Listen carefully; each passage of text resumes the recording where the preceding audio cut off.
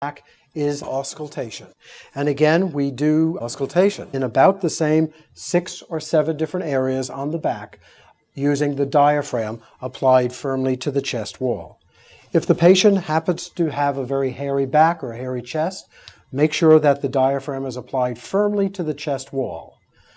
Because otherwise, as they breathe, there are extra sounds which are heard, which might be mistaken for other pathological processes.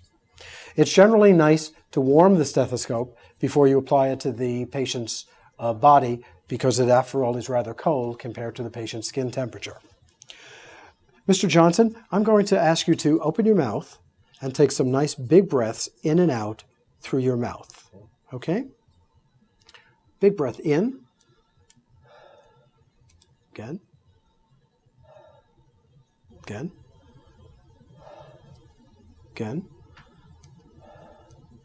Again. Again. Good. And just breathe normally.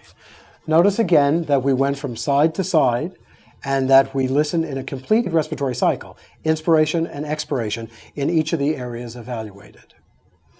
We now want to evaluate